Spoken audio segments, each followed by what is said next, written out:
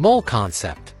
Limiting reagents, yield and purity. Limiting reagent is the reactant that gets used up first in a chemical reaction. Gets used up. The whole chemical reaction is not too wrong to assume that the whole chemical reaction comes to a stop. The moment something gets used up, almost immediately you can think of it as, oh, the whole chemical reaction stops and the total amount of end products that get produced will be stopped there. Alright, limiting reagent controls a chemical reaction for what it's supposed to do. Okay, if the amounts used for all reactants in a chemical equation are given to you in the question, then we need to therefore immediately ask ourselves, between the numbers that have been given to us for all the reactants in the chemical equation, which one gets used up first? Never assume that the numbers given to you are paired up nicely such that when one gets used up, the other one will also get used up. So yield is actually asking how much of the expected amount of end products that you thought you were going to produce, right? How much of that did you manage to produce? Look here, yield is calculated based on the following equation.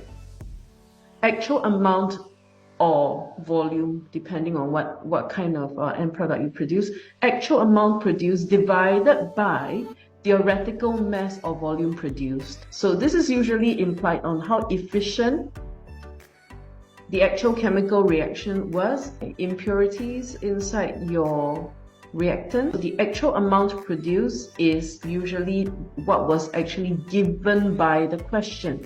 This is going to therefore be a number that is given by the question. So this actually tells us a random number out of the blue where you actually manage to get less than what you're supposed to get. Now, the bottom, the denominator amount here, this one, okay, theoretical amount of end product that you were supposed to get. Okay, now this is all based on calculation.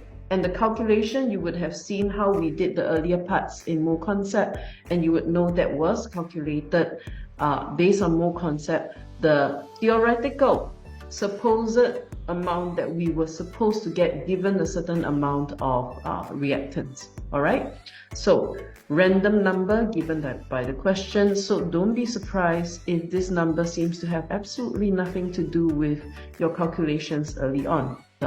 Usually this random number, which is the actual amount of end product produced, would be a smaller number than your denominator. It probably means that part of your reactants was not really the pure compound you expected. Maybe there's a certain amount that is rubbish. Alright, and this is about reactant. So purity is always about reactant, yield is always about end product. Check out our next post. Click the plus for more.